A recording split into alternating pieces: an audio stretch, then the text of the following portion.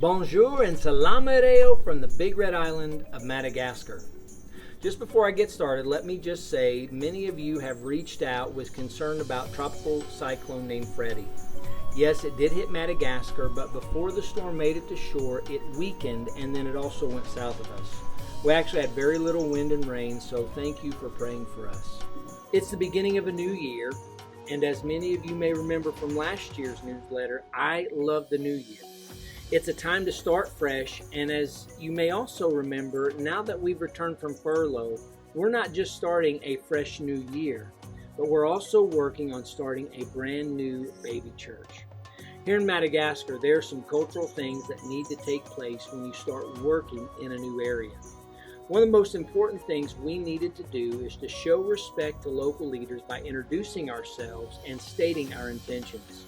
So the first person we met with is a man that I just called the big man in the area where we want to start kids ministry.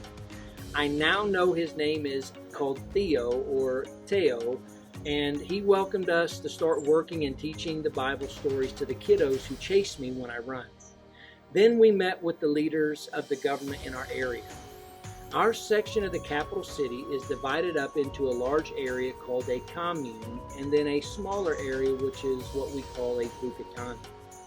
So with some Malagasy pastries in hand, we went to meet with the commune officials. When we arrived, we were met by a very excited former student from one of our very first English outreaches we were a part of before we began work at the first church plant.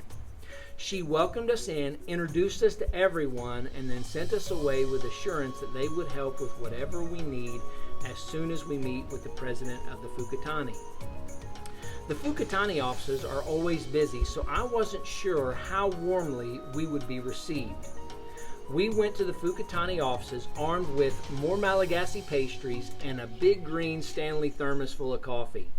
When we went into the office of the president, we did the formal greetings, stated our intentions, and then presented our pastry gift and began serving coffee.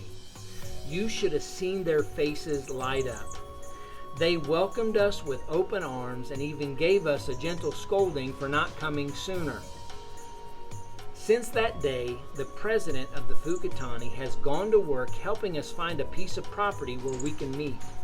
With his help, we have just pulled the trigger on renting a former sewing factory. It's not huge, it needs a little work, but it will be a place for us to get started. We're excited and we want to say thank you for praying with us as we continue to move forward with this new work. Come into contact and reach many people through here.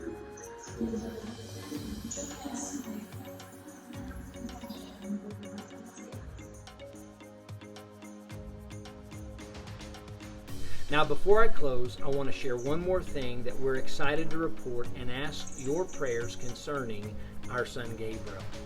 Gabriel's been studying and preparing for a future in missions in college. He is in his senior year, and one of the requirements for graduation was to do a semester with a veteran missionary. So a few weeks back, Gabe left Missouri and flew all the way to Bangkok, Thailand, where he will shadow and work with our friends Shane and Katie Salmon, as well as other missionaries for the next 4 months until he returns to the U.S. to graduate from college. Please pray for him as he learns from those veteran missionaries, and pray for direction for where he will land after he graduates in May as he continues on his path to become a missionary.